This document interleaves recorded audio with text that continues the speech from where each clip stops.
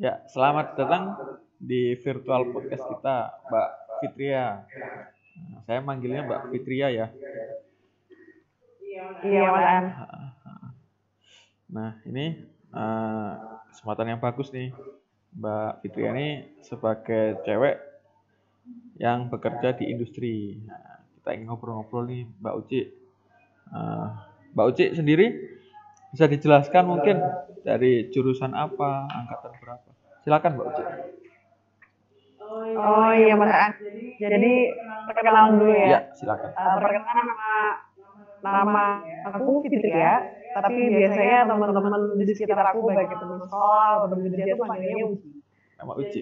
Jadi background aku tuh sebenarnya adalah di bidang manufaktur atau desain dan manufaktur lebih tepatnya, atau bisa dibilang itu bidang industri seperti mass production seperti itu.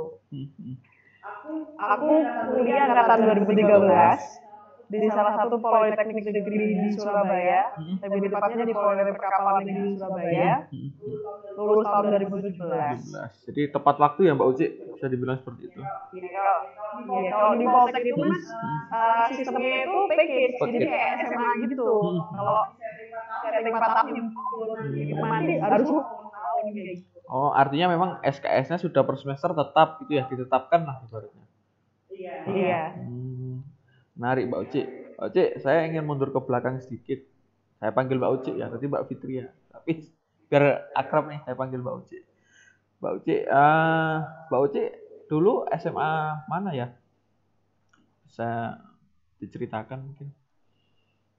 Oh iya, Mas An. Aku dulu SMA Negeri Kediri. Ya. Iya, bukan SMA favorit sih di Kediri. Tapi aku punya alasan sebenarnya masuk di situ. Jadi bisa dibilang dulu aku SMP itu di SMP 4. SMP 4. Notabene-nya lumayan favorit di Kediri. Nomor 2 lah istilahnya. Terus kemudian mau lanjut kan ke SMA di Kediri itu ada 2 yang benar-benar jadi SMA terbaik. Tapi dua-duanya ini dia SPI pada saat itu. Nah, aku tipe orang yang suka di orang sekitarku, ingin show up modelnya. Sehingga pertimbangan aku kenapa aku milih SMA 7 dengan kapasitasku yang sudah aku ketahui ya, aku ingin di suatu tempat yang aku masih akan tetap terlihat gitu. Jadi kalau misalkan aku nanti masuk SMA 1, SMA 2, itu pertimbangannya salah satunya adalah itu. Bukan leader, cuman kita bersifat realistis aja pada saat itu dengan kemampuanku sekian dan aku ingin tetap menjadi tampak di sebuah tempat. Dan juga dari secara harga ya, harga dia lebih murah. Biaya maksudnya? Iya, SPP itu lebih murah. Dan juga kurikulum RSBI saat itu. Dan aku lebih memilih yang RSBI. Jadi akhirnya aku masuk di SMA 7. Jadi SMA 7 itu SMA RSBI yang alhamdulillahnya masih yang terbaik pada saat itu di Kota Kediri. Jadi emang Mbak Uci sudah melakukan pertimbangan, sudah mengevaluasi diri lah, seperti itu Mbak ya. Lalu berarti artinya udah konsultasi dengan orang tua juga ya? Bisa diulangi Mas? Jadi Mbak Uci ketika memilih SMA 7 tadi, yang notabene bukan RSBI atau non RSBI, Mbak Uci sudah mengevaluasi nih diri Mbak Uci sendiri gitu. Terus juga banyak pertimbangan dan Mbak Uci sudah konsul dengan orang tua ya? Pasti kalau kedua orang tua aku tuh selalu mendukung ya Mas An, semua pilihanku asalkan dalam sesuatu yang masih positif sesuai sama pendapat mereka gitu loh. Sama halnya dengan aku milih SMA Negeri 7 Kediri, bahkan pada saat itu saking optimisnya aku mau di situ, jadi kayak aku pasti masuk nih di sini. Jadi aku cuma daftar itu pada saat itu cuma milih satu doang, sampai orang yang pada saat itu ngurusin administrasi di pendaftaran SMA ya, mereka kan tanya lomba ini pilihan kedua tiganya nggak diisi. Oh enggak mbak, saya masuk di sini kok. Saking pede. Padahal juga nggak mau juga. Artinya memang orang tua setuju ya dengan pilihan Mbak Uci. Iya, selalu lah pasti harus orang tua mengiringi. Ya Mbak Uci, di SMA Mbak Uci aktif berorganisasi atau yang lainnya ekstrakurikuler? SMA. Jadi gini Mas An, waktu SMP itu udah terlalu banyak organisasi yang gue ikutin. Mungkin dari SD nggak pernah tahu organisasi itu apa, baru pertama kali tahu di SMA, terus kenal organisasi jadi kayak mau organisasi gitu. Semuanya aku ikut dari mulai OSIS, ada remas, apapun basket. Itu saat SMP? Saat SMP. Sehingga pada waktu SMA aku udah capek, jadi kayak udah bosen gitu loh. Buat apa sih kayak gitu. Jadi aku memilih kegiatan yang memang aku di sini tuh pengen cari teman ngobrol kayak gitu. Jadi banyak sih yang nawarin kayak kamu gak ikut OSIS gini cuman enggak dulu ya ikut kan orang tua yang jadi akhirnya aku di SMA enaknya di SMA Negeri 7 Kediri ini aku ikut remaja masjid di situ atau mungkin disebut dengan SKI FYI aja. Aku dulu gak berhijab, mungkin di SMA lain salah satu syarat untuk ikut ekstrakurikuler semacam SKI atau remaja masjid itu harus berhijab. Tapi kalau di SMA Negeri 7 Kediri ini enak sistemnya tuh ketika kamu ingin merangkul orang lain untuk ikut kegiatan kerohanian, kamu tidak harus memaksakan idealis-idealis yang ada di agama untuk memaksa mereka menjadi seperti itu gitu loh. Jadi selama 2 tahun SMA dari kelas 1 2 tuh ikut organisasi itu 2 tahun itu nggak pakai hijab, kecuali acara tertentu kayak misalkan peringatan hari apa maulid atau harus ikut wali kegiatan ziarah wali dong pakai hijab. Artinya memang dari dalam diri Mbak Uci terdorong untuk mendalami agama seperti itu ya? Ya intinya mencari ketenangan lah SMA, pengen cari teman yang wajar itu nggak harus memforce tenaga gitu teman. Nah kembali lagi Mbak Uci, untuk pembelajaran sendiri Mbak Uci di SMA, apa yang Mbak Uci siapkan? Kan artinya SMA tadi Mbak Uci ingin dong kuliah, sudah punya gambaran dong walaupun sedikit. Apa yang Mbak Uci siapkan untuk menuju kuliah atau masih ikut arus aja seperti itu? Gimana Mbak Uci? Jadi gini Mas An, ini adalah sebuah hal yang harusnya ditiru sama orang lain ya. Aku sendiri tuh tipe orang yang punya cita-cita atau punya prospek kerja kan orang punya 5 tahun ke depan seperti apa, 10 tahun ke depan seperti apa. Pada saat di titik itu tuh aku nggak ada pikiran seperti itu. Jadi dari SMP SMA tuh pikiranku cuma satu, di mana ketika ada orang tua aku ini setuju atau merestui, go ahead gitu aja. Jadi bahkan aku nilai bagus itu bukan karena atau pengen dapat kejuaraan apa, bukan karena diriku sendiri. Jadi pengen kayak ya biar orang tua senang gitu aja. Sama halnya dengan kuliah. Akhirnya bingung kan, nggak ada aku berikutnya bukan sarjana. Jadi mau daftar apa tuh bingung. Untungnya suatu saat ada celutukan dari bapak pada saat itu menginginkan anaknya itu jadi guru agama, karena bapak itu pernah ingin jadi guru agama tapi gak ditawarkan waktu tentara. Wah ini di tentara. Iya, terus daftarlah aku ke UIN Malang untuk jalur undangannya. Bersamaan dengan itu kan universitas ada pendaftaran politeknik. Politeknik ini karena politeknik atau PKPTN tadi ya, tempat kuliah itu adalah kampus yang baru lepas dari ITS. Dia tuh gencar untuk melakukan sosialisasi atau pengenalan ke anak-anak SMA dengan membawa nama baru tanpa ITS. Akhirnya aku ikutlah pendaftaran itu. Pada saat itu hanya membawa bekal nilai rapor, belum nasional kan, sama wawancara, sama tes kesehatan dan buta warna. Karena aku nggak ngerti jumlah yang mau aku daftar itu apa. Apabila aku tahu pasti aku akan memilih jurusan yang sesuai dengan apa yang aku inginkan kayak gitu kan. Pada saat itu ada salah satu kakak kelasku itu dia dari jurusan desain manufaktur, jurusan sendiri. Dia mempromosikan bagaimana jurusan itu. Itu ke sekolah. Ke sekolah. Jadi inilah pentingnya. Dia benar-benar apa ya istilahnya, dari sekian banyak kakak kelas ya yang melakukan sosialisasi ke anak SMA, itu hanya satu orang yang pandai ngomong. Ya mungkin ini jelek kali ya. Aku hanya tertarik di orang yang bisa mempromosikan jurusannya dengan baik pada saat itu. Akhirnya aku daftarlah jurusan desain manufaktur dan jadilah kokas seperti itu. Kan memang terkenal bahwa teman-teman jurusan teknik itu kadang mengalami kesulitan untuk bicara ya, kita bilang apa ya, sedikit ngomong lah mungkin itu yang tadi dimaksud Mbak Uci, bahwa akhirnya hanya satu orang yang dominan untuk promosi kan. Dan orang ini mempromosikan jurusannya, seperti itu ya Mbak Uci. Iya, bisa dibilang seperti itu. Artinya dari cerita Mbak Uci mungkin baru kelas 3 terpikir kuliah. Apakah benar? Iya, baru kelas 3. Terus kemudian ternyata antara UIN sama Politeknik ini di luar teknik kan.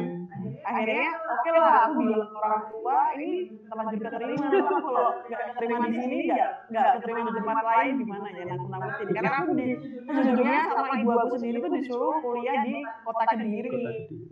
Sampai kapan aku dijebak di Kediri gitu kan. Aku minta untuk gimana caranya bisa lepas dari Kediri ya. Jadi aku ngomong terima nih kuliah ini, gimana caranya, akhirnya dibolehin kan. Akhirnya ngelakuin administrasi dan sebagainya, gila aku ke Surabaya. Ternyata waktu terima juga. Tapi kan udah terlanjur bayar nih. Tapi orang tua enggak masalah menerima? Oh. Terus akhirnya mendukung ya, memberi dukungan. Iya. Walaupun belum tahu juga apa ini kan. Tapi kalau Mbak Uci sendiri tuh, kira-kira ketika waktu itu sreg di UIN-nya atau di PPNS? Pasti ada dong kecenderungan. Nggak tahu kenapa ya masalahnya. Aku lebih cenderung lebih ke kotanya kan. Iya. Wah ini lebih cocok di teknik karena aku sendiri pada saat SMA suka banget sama fisika. Ya. Jadi kalau guru agama kan ada basic aku nggak dari MI, nggak dari MTS. Dari awal bayangin gimana ada guru agama penelitian kayak aku kan. Artinya memang sebenarnya kesukaan pelajaran itu mendorong pilihan kita ya secara tidak langsung Mbak Uci. Iya, jadi sebenarnya suka juga sama pelajaran agama kan. Cuman basicnya kurang kuat lah Pak. Dari kecil kan sekolahnya negeri bukan madrasah. Akhirnya berarti orang tua setuju, Bapak Ibu setuju, Mbak Uci pindah ke Surabaya seperti itu. Iya. Teman-teman Mbak Uci banyak yang akhirnya ke kota Surabaya setidaknya. Alhamdulillah banyak di tapi Surabaya juga ada beberapa dan akhirnya malah karena jumlahnya sedikit itu kan menjadi dekat seperti itu. Ambil positifnya itu Mas. Berarti tadi praktis untuk SMA Mbak Uci cuma ambil satu ekstrakurikuler saja berarti? Iya. Lalu ini kita masuk nih masa kuliah. Mbak Uci masuk di jurusan desain manufaktur. Nah, ketika pertama Mbak Uci tidak tahu nih belajar apa, lalu juga nggak tahu seperti apa. Kaget nggak waktu pertama kali masuk?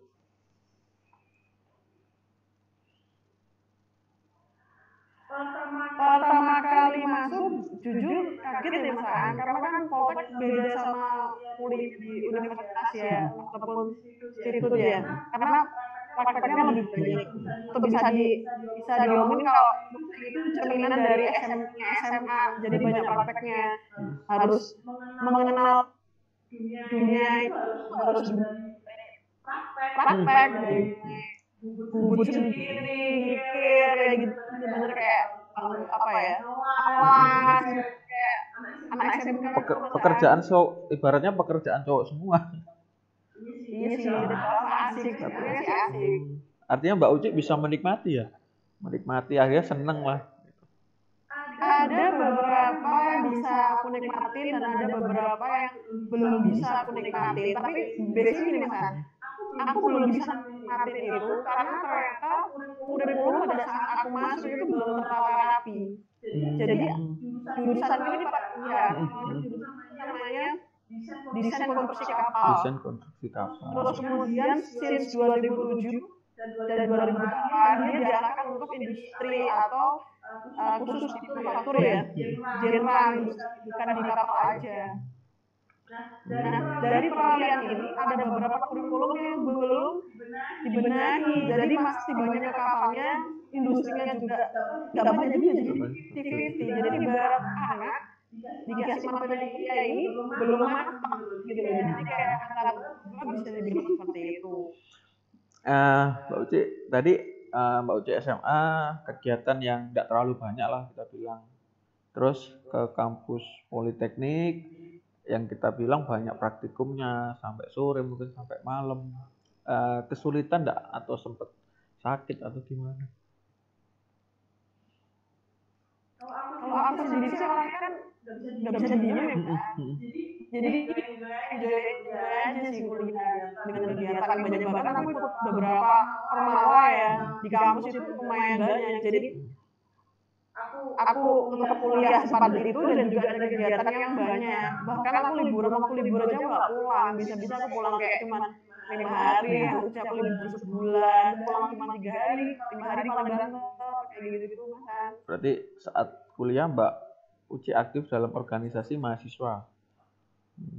Iya, kurang lebih kayak gitu. Lalu cewek itu kan kita bilang dalam persepsi kita kan sedikit Mbak Uci di kampus Politeknik atau kampus teknik. Ada kendala nggak sih terkait itu? Apa gender atau yang lainnya? Enggak sih, nggak ada. Selama kuliah nggak ada apa ya. Kalau aku untuk diri pribadi ya Mas saya itu nggak ada permasalahan aku antara karena aku cewek terus aku kalah sama teman-temanku cowok baik dalam akademis maupun non akademis enggak.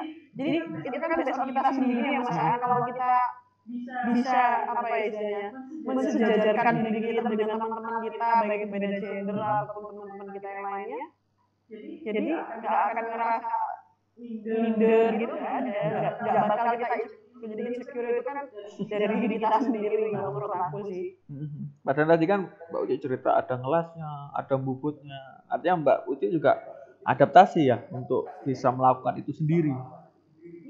Iya, ya mau nggak mau Mas karena itu kan tuntutan belajar di tempatku ya Mas ya mau nggak mau harus bisa dan nggak sebenarnya yang orang kira kok. Jadi kayak misalkan malah sebenarnya cewek itu memiliki kerajinan lebih ketelitian, lebih rajin, lebih apa ya, lebih pintar gitu loh ngerjain hal pekerjaan kayak gitu. Ya masalah tahu lah Tapi Mbak Uci sendiri sebagai cewek kan teman-temannya mungkin di kampus lain, di universitas, mereka kan mungkin secara mungkin kebiasaan, tampilan beda sama Mbak Uci. Mbak Uci nggak pernah terbesit, wah kenapa aku nggak kesana gitu?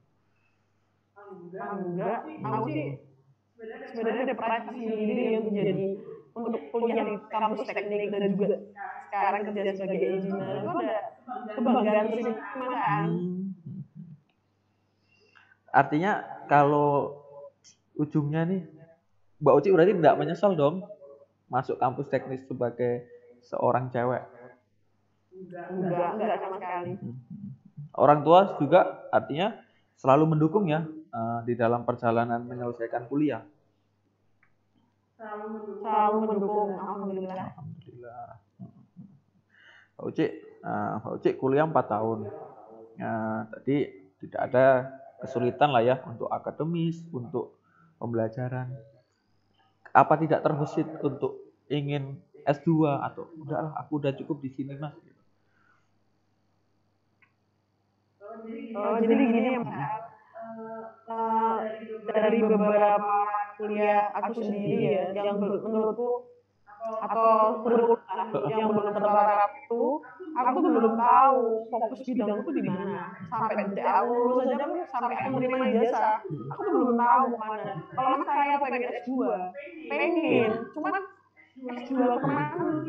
Itu masih belum ada bayangan. Pada saat itu hanya ada manajemen di kepala aku, cuman oh men, anak teknik lanjut ke manajemen, tekniknya aja belum dalam, udah manajemen yang di manajemennya apa gitu kan. Ya minimal basicnya harus kuat dulu Mas. Sementara basicnya kan belum kuat sampai titik lulus itu. Nah itu dia yang aku dapet di selama tempat kerja itu, ya pilih gitu. Ya mudah-mudahan impiannya itu terus terjaga dan tercapai Mbak Uci. Mbak Uci, kita masuk ke dunia kerja. Jadi ini kan sekarang yang mungkin sedang Mbak Uci alami. Ketika pertama kali Mbak Uci masuk di dunia kerja, gimana nih perasaannya atau kondisinya lah? Apakah aneh atau apa? Atau normal atau menyenangkan atau bangga? Silakan Mbak Uci. Awalnya misalnya ya, aku waktu graduate dulu itu aku pengen cari pekerjaan yang kurang lebih di bidang industri, tapi di bidang manajemennya, seperti kayak PPI, product planning, kontrol itu, warehouse atau sebagainya, karena tugas akhir aku itu berkaitan dengan hal-hal seperti itu. Kemudian yang namanya rezeki dan takdir kita siapa yang tahu ya. Mata kuliah yang paling aku benci itu kan zaman kuliah itu gambar teknik atau desain. Terus kerja udah dapet kan, bulan gitu, udah mau sebulan gitu, gini ya, coba deh cari yang teknik mesin gitu kan. Keterimaan. Yang gambar tadi? Iya, yang gambar. Jadi yang benci jadi cinta nih. Iya, karena benci itu ada dua, mungkin ada dua alasan, memang dibenci atau memang belum mengenal. Pertama kali kerja, Mbak Uci kerja di bidang apa tadi? Saya pertama kali di bidang kontraktor atau engineering kontraktor ya. Kontraktor di bidang engineeringnya, bagian mesin. Jadi proyek pertama saya itu bikin salt plant atau pabrik garam terletak di Gresik. Ini milik BUMN, pabrik garam milik PT Garam BUMN. Di situ ada beberapa peralatan yang harus kami desain sebagai tim. Interview kan Mas, masuklah rata-rata dari anak mesin kan. Pertama kali masuk itu mereka pada ngobrol kan, oh ini gini, ini otak nggak nyambung, nggak connect, nggak tahu kenapa kayak, oh gitu kayak, ini masuk lagi. Jadi bisa dibilang kuliah tadi agak berbeda ya maksudnya bidangnya, kuliah yang desain manufaktur dengan construction yang Mbak Uci kerja agak beda berarti atau sangat beda? Ya, kalau misalnya di kuliah aku itu kurikulum aku belum bisa gini. Harusnya aku tahu, tapi kenapa aku bisa nggak tahu gitu. Dan aku yakin teman-temanku juga nggak tahu pada saat itu. Ternyata dunia kerja tuh kayak gini. Akhirnya mau nggak mau kita harus belajar. Adaptasi ya. Adaptasi. Nah, gimana nih Mbak Uci adaptasi dengan dunia yang tadi? Apakah diskusi dengan senior atau literatur, suka membaca? Kalau aku sendiri misalnya orangnya tuh nggak pengen dengan goblok. Jadi mau nggak mau praktek literatur ya. Maunya itu baru belajar. apa aja di internet itu, buku-buku yang awalnya nggak tahu tentang desain, standar dan sebagainya. Tapi untungnya selain teman aku itu orang di kantor pertama ada beberapa yang suka banget gitu, termasuk saya juga. Komunikatif lah ya. Iya. PDKT aja karena udah muka nggak sama malu gitu.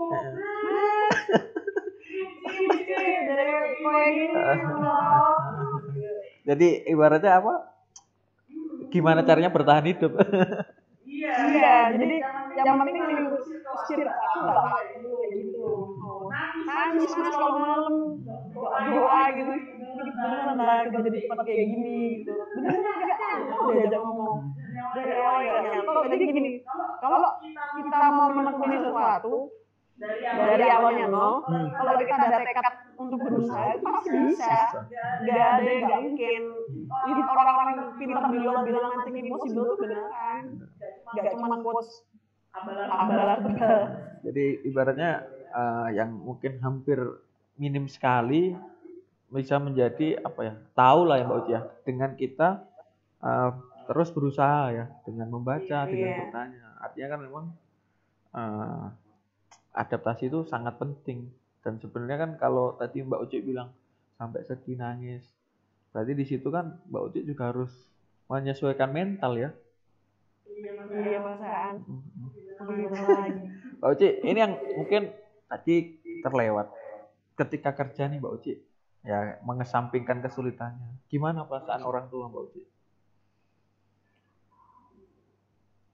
Aku itu tipe orang yang nggak akan curhat masalah yang sedih-sedih ke orang tua sebenarnya. Jadi orang tua tuh enak doang. Jadi kayak misalkan ditanyain gitu, gimana dok kerjanya? Bisa. Lancar ini. Tapi jadi beneran lancar. Jadi artinya waktu mungkin pertama kali kerja nih, setelah dipanggil keterima, telepon orang tua dong. Iyalah. Masa telepon orang tua tetangga. Iya masa. Telepon orang tua langsung bersyukur. Seneng lah, orang tua juga seneng anaknya kuliah kerja. Mbak Uci. Soalnya kan sama cewek di teknik dapat pekerjaan di dunia teknik juga itu ada pride tersendiri juga. Jadi kayak ibarat dari alumni kayak kakak tingkat aku ya, yang berkecimpung benar-benar di dunia teknik pure, terutama mechanical, itu bisa dihitung pakai jari gitu.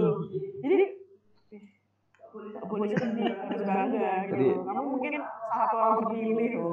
Jadi salah satu prestasi sendiri ya cewek untuk apa ya survive di dunia industri pada seperti itu Mbak Uci ya.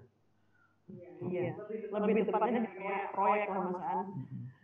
Sebenarnya Mbak Uci membandingkan nih Mbak Uci antara pabrik yang membangun pabrik maksud saya kontraktor tadi dengan kerja di pabrik yang sudah berjalan, menurut Mbak Uci gimana? Kira-kira? Karena saya belum pernah kerja ya di dunia pabrik yang sudah berjalan sebagai pelaku operasional pabrik. Tapi saya pernah on the job training di pabrik. Jadi bedanya apa sih bedanya kita bikin membangun sebuah pabrik dengan bekerja di dalam pabrik itu apa? Kalau kita bekerja di dalam pabrik, semuanya itu sudah ada. Jadi kita kan menjalankan peraturan yang ada di pabrik itu. Jadi kita ada SOP ya? Ada SOP. Yang apalagi beberapa pabrik itu kan sistemnya mass production ya Mas. Kita akan produksi sesuatu yang tetap atau continuous. Hal yang continuous. Jadi bakal monoton gitu aja. Dari segi enak tuh ya enak gitu loh Mas. Kita akan melakukan hal yang sama. Tapi menurut teman-teman aku cerita ya Mas dan aku juga dulu waktu training itu on the job training atau magang istilahnya, banyak orang yang mengeluhkannya itu lebih ke jenuh seperti itu. Tapi secara pekerjaan mungkin akan lebih lancar karena kesusahannya itu relatif sama ya. Relatif sama.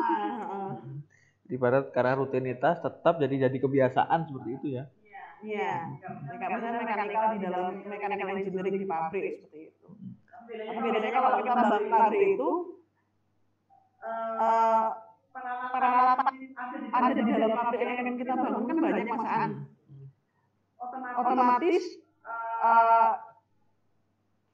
apa istilahnya, pendekatan ataupun analisis desain dan sebagainya itu kita akan macam-macam gitu masaan. Jadi kita benar-benar membuat kayak gitu loh, membuat sistem, apalagi kalau ini satu plan pabrik loh ya Mas, bukan cuma sekedar kita supply satu barang, harus atau alat ya atau peralatan atau equipment atau mesin. Kita bedanya di sini kita harus tahu alur prosesnya. Jadi di sini kita ngomongin sistem, nggak cuma satu alat. Kalau pabrik mungkin produksi spring atau mesin boot gitu ya. Udah dia bikin mesin boot gitu aja. Paling ada inovasi di otomasinya atau apanya kayak gitu. Tapi tetap bergelut di bidang yang sama. Tapi kalau ini enggak, ini ada mesin yang harus kita desain, dirangkai ya. Kita harus rangkai dan sistemnya ini harus berjalan. Jadi input sama outputnya ini harus jelas dikontrol. Tantangannya masalah dengan gaji yang mungkin sama ya dengan orang-orang pabrik, tapi kalau pekerjaan sih enjoy aja. Mbak Uci, artinya tadi kan harus berhubungan ya dengan orang dari disiplin lain, dari mungkin sipilnya, mungkin juga prosesnya, listriknya. Ada kendala nggak sih komunikasi Mbak? Kita aja kadang sama teman satu jurusan itu aja miss. Nah ini beda jurusan, beda background. Ada kendala nggak sih Mbak Uci? Nah, gimana ya Mas? Kamu mau gimana terus ya? Oke, jadi gini Mas, di dalam sebuah project itu kan ada beberapa disiplin engineering. Kita ngomongin divisi engineering terdiri dari beberapa disiplin engineering. Di mana pentingnya komunikasi itu terjalin itu sangat penting kayak gitu loh. Untungnya jadi gini, ada keuntungan sebenarnya waktu kuliah tuh aku ikut Ormawa, di mana di situ tuh selalu diajarkan bagaimana cara kita berorganisasi dan mungkin ini tempat menerapkannya.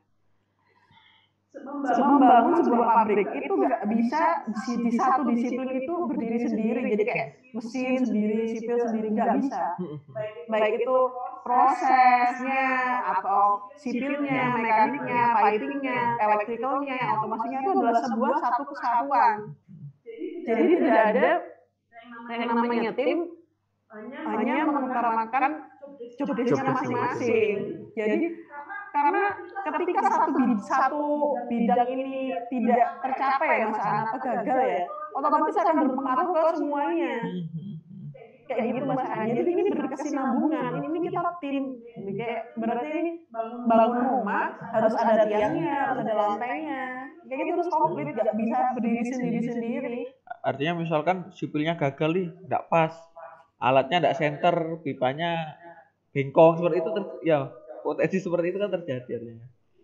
Yang menangis yang pernah dulu proyeksi sama support mekanik nggak apa, jangan sampai lah. Tapi itu sering terjadi sih memang. Komunikasi itu wajar. Artinya memang komunikasi itu menjadi hal yang penting, jadi bagian untuk adaptasi ya Mbak Uci. Iya, itu kunci utama. Mbak Uci, kita tahu pabrik garam di Indonesia itu sedikit, bahkan nggak tahu kalau memang sudah nggak ada. Bangga nggak sih Mbak Uci dari yang mungkin fresh graduate dengan pengetahuan apa adanya, tim yang mungkin juga baru menjadi sebuah pabrik, bangga nggak Mbak Uci? Kalau ditanya bangga Mas ya. Dari mulai garam rosok yang di laut, terus tiba keluar outputnya jadi garam bersih yang ready for it atau ready for use buat pabrik food beverage gitu ya. Siapa yang gak bangga ya Mas ya? Dimana proyek yang pertama aku di pabrik garam itu tidak menggunakan teknologi provider atau tidak menggandeng teknologi provider dari negara lain ataupun dari dalam negeri. Jadi benar-benar pure dikerjakan oleh perusahaan Anak bangsa ya. bangsa. Produk anak bangsa berarti. Produk anak bangsa. Ya, Mbak Uci, lepas dari ada kekurangan, ketidaksempurnaan Mbak Uci, kalau dari sudut pandang Mbak Uci artinya kan sebenarnya anak bangsa ini mampu kan Mbak Uci bikin industri-industri yang sejenis ya. Mampu banget. Bahkan sebenarnya pabrik garam yang aku bangun itu konsepnya simpel loh Mas Aan. Kalau misalkan apa ya negara mau bikin UMKM gitu membangun pabrik sendiri itu mampu gitu Mas Aan. Itu bukan sebuah pabrik yang sistemnya rumit automation gitu enggak. Nah gitu loh Mas Aan. Apalagi kita tahu kan apa ya raw material ini gratis Mas Aan. Terus dijual menjadikan harga yang ada harga gitu loh. Ini kan keuntungan yang sangat luar biasa. Tapi sayang sekali di Indonesia ini pabrik garam yang bisa bilang itu hanya sedikit benar. Bahkan mungkin hanya ada beberapa, terus atau mungkin bisa aja itu impornya seperti impor gitu, iris kan masalahnya. Ya benar. Padahal garis pantai kita sangat panjang kita bilang. Kita mau. Ya Mbak. Ya mudah-mudahan saya sampai merinding ini Mbak Uci. Artinya memang benar-benar optimisme dan yang Mbak Uci sampaikan ini insya Allah benar. Insya Allah memang bangsa ini mampu. Ini produk anak bangsa Mbak Uci. Mbak Uci, ada kesulitan enggak yang mungkin membuat Mbak Uci itu jenuh untuk kerja tadi ya, yang ada engineering, ada harus sinkronisasi dengan disiplin lain, ada kesulitan commissioning dan lain. Ada titik jenuh enggak dari Mbak Uci?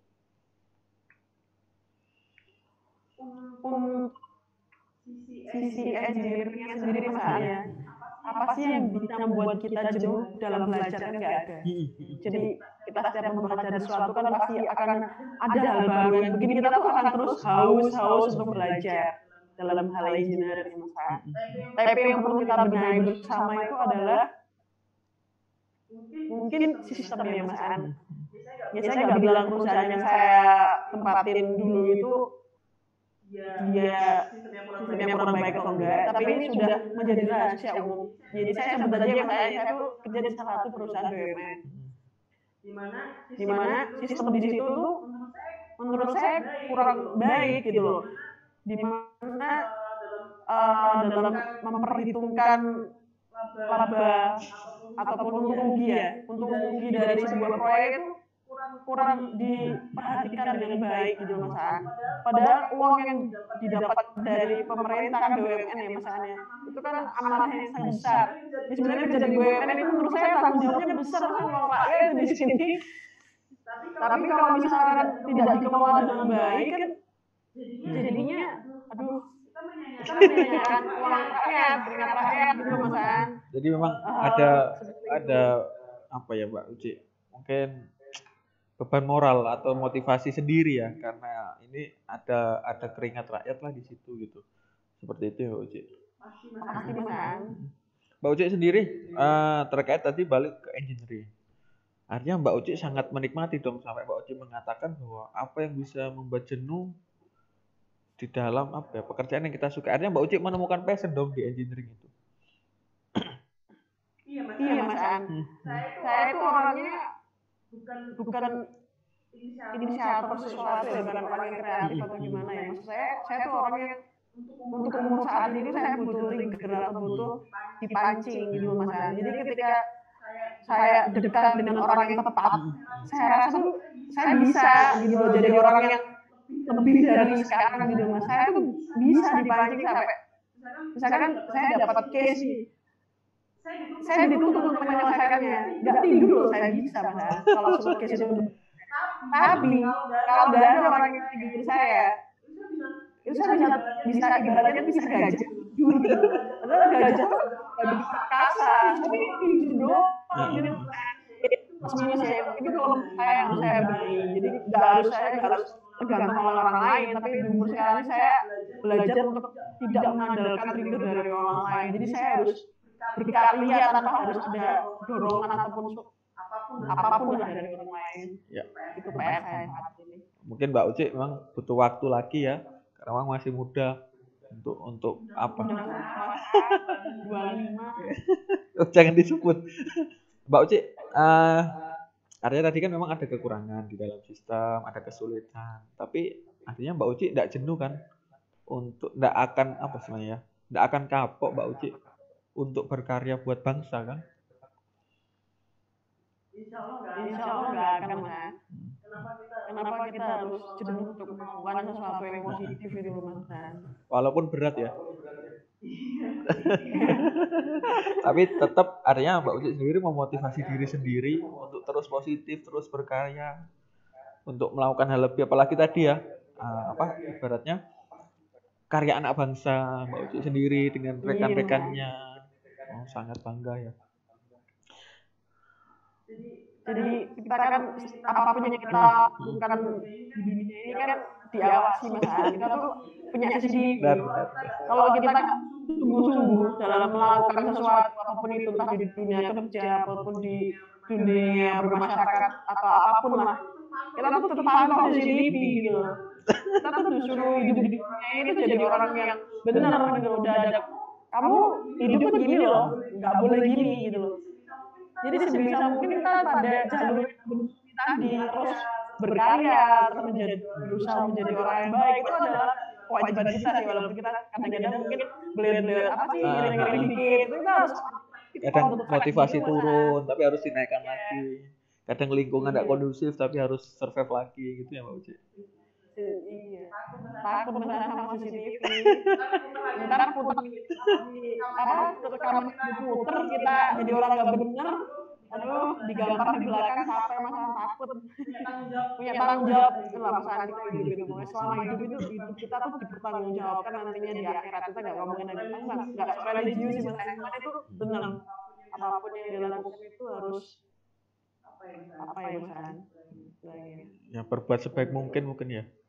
Berbuat sebaik mungkin. Terus ada sisi yang ibaratnya kita ingin bermanfaat mungkin ya Mbak Uci. Ada, aku pernah dengar sih dulu waktu ada orang ngomong the right job or the right man gitu, the right man or the right place gitu kan bilangnya. Nah itu bener banget. Nah jadi kita lakukan yang terbaik di bidang kita. Bidang kita apa? Saya kan bidang apa? Saya kan engineering. Ya aku harus melakukan yang terbaik di engineering. Kalau teman-teman di sana bidangnya adalah dagang, bisnis, ya lakukan yang terbaik di bidang bisnis dan dagang gimana? Ya bisnis halal, dagang yang halal, yang benar pikiran orang lain. Itu kan salah contoh. Itulah yang harus kita lakukan di dunia ini. Mbak Uci, kalau kita bicara persentase Mbak Uci, akademis di kuliah tadi, ini persentase kasar ya, berapa persen yang sebenarnya berperan langsung gitu kan? Artinya tadi kan ada yang non akademis nih yang berperan juga dalam Mbak Uci bekerja. Tapi kalau akademis, kalau kita persentase berapa persen Mbak Uci? Kalau dalam bidang Mbak Uci tadi engineering. Dalam bidang ini aku kuliah kerja ini masaan persentasenya itu kecil banget, jadi 20%. kurang lebih sekitar 20%. Jadi buat teman-teman atau mungkin adik-adik ya, mungkin yang muda dari aku, jangan kaget kalau misalkan kalian itu nggak sesuai sama kuliah kalian gitu. Akan ada apa ya istilahnya, permasalahan yang harus kalian selesaikan metode lain yang mungkin kalian dapat di bangku kuliah gitu. Kalau boleh tahu yang 80%, kalau menurut Mbak Uci sendiri, apa Mbak Uci? Yang 80% ini aku dapat kerja aku ini menekuni sesuatu sekarang ini sesuai apa yang aku kerjakan di waktu pertama kali aku kerja itu di mechanical ya.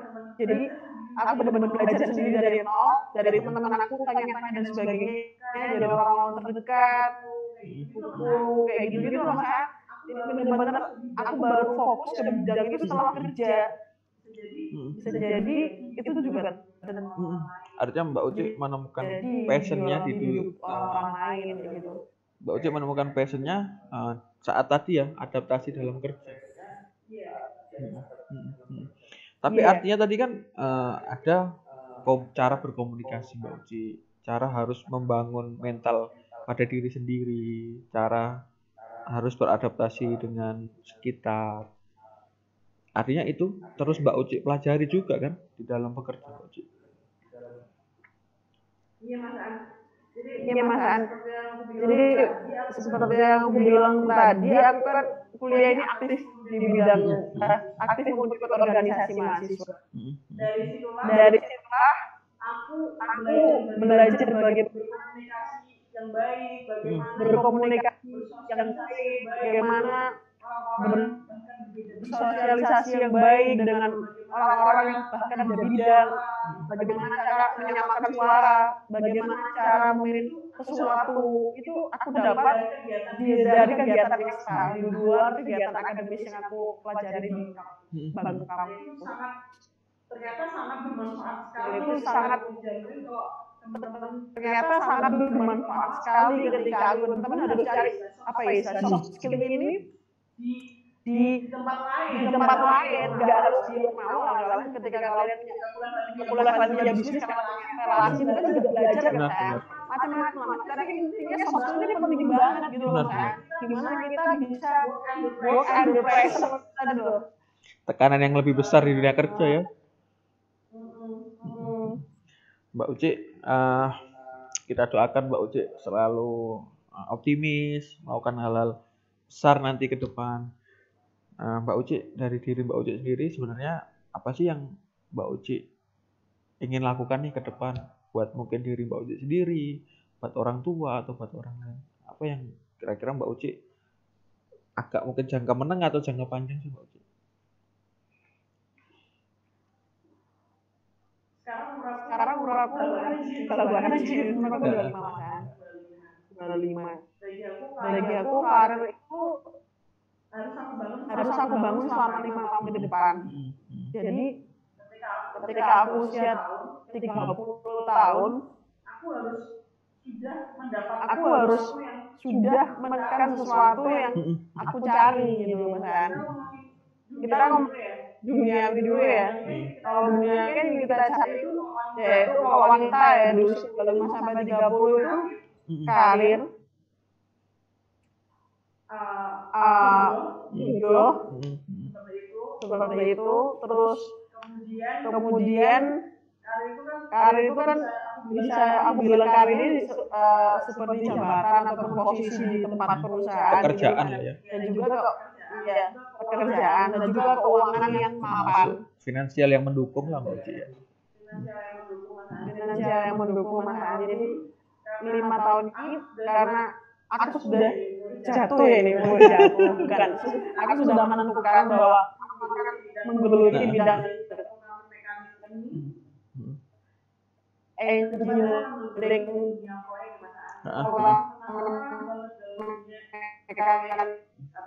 ini, aku masih penasaran banget dari sini. Karena sekarang aku masih jadi engineering terkadang lain seperti ini. Aku punya target minimal aku usia 30 tuh aku udah pernah jadi kayak set manager gitu Mas. Ada peningkatan lah ya, ada peningkatan tanggung jawab. Iya. Jadi kan ketika, tapi begini masalahnya aku ingin kan ketika nanti usia 30 aku mendapatkan tanggung jawab besar itu, aku tuh memang karena aku sudah pantas mendapatkan tanggung jawab itu Mas, bukan karena ambisiku jabatan artinya layak di posisi itu. Bukan karena kedekatan personal juga ya. Iya. Jadi kayak sendiri. Aku harus improve nih, nilaiku sendiri Mas. Sangat menarik Mbak Uci. Artinya Mbak Uci memang berjibaku sebagai cewek terutama harus mulai kuliah, harus kerja keras untuk adaptasi tadi, kerja pun juga enggak kurang, pressure-nya lebih tinggi. Mbak Uci, ini di penghujung waktu kita Mbak Uci. Sebenarnya masih enak ngobrol nih, tapi ada keterbatasan. Mbak Uci kira-kira tipsnya apa Mbak Uci untuk teman-teman cewek yang masih kuliah atau menuju kuliah atau yang baru masuk kerja? Kira-kira saran atau tips dari Mbak Uci gimana buat teman-teman ini Mbak Uci? Iya. Prinsip ya Mas Ani. Aku tuh tipe orang yang ketika terjun ke suatu tempat itu aku pantang untuk segampang itu menyerah gitu loh. Bahkan jadi ibaratnya tuh ini ditanamkan bapak aku ya, bahwa sebelum titik penghabisan itu tidak ada bendera putih dikibarkan. Bapak aku tentara ya. Jangan takut sebelum berperang. Jadi kayak aku kuliah, kayak bukan berarti aku harus tarik jurusan lain, pindah atau aku melampiaskan ke tempat lain, bukan. Itu aku harus nyelesain ini, gimana caranya ini selesai dulu. Jadi sebenarnya Tuhan itu menempatkan kita pada suatu tempat itu komplit dengan case yang harus diselesaikan dan juga hikmah yang akan kita dapatkan. Nah itu tadi pesannya itu jangan pernah mudah menyerah gitu. Berjuang dulu gitu. Kalau kamu belum berjuang semaksimal mungkin, itu jangan gampang kamu meninggalkan sesuatu gitu kan. Karena itu tadi kita dikasih PR gitu loh sama yang di atas itu untuk menyelesaikan ini, dan yang dilihat itu sebenarnya belum tentu hasilnya. Tuhan nggak akan lihat hasilnya, tapi usaha kamu, cara kamu dalam mengatasi case itu aja gimana, bener-bener dia kayak gitu loh. Kalau tapi belum apa dia udah nyerah, udah malas-malasan, terus apa yang bakal dapat dari apa gitu kan. Menarik. Jadi belajar bertanggung jawab sejak dini. Teman-teman di sini harus belajar tanggung jawab sejak dini tentang apa yang atau diberikan ke kita gitu. Kita harus amanah gitu apapun itu. Ya, menarik sekali Mbak Uci. Jadi kita harus tetap memperjuangkan hal yang walaupun sebenarnya awalnya kita dikatakan tidak bisa atau tidak tertarik, nah, dengan kita terus berusaha kita akan mencapai sesuatu gitu ya, kurang lebihnya seperti itu ya. Terima kasih banyak Mbak Uci atas obrolannya yang sangat menarik. Mudah-mudahan tidak bosan. Nanti barangkali nanti Mbak Uci di proyek baru atau tempat baru kita akan undang lagi ya Mbak Uci. Terima kasih banyak, selamat sore Mbak Uci.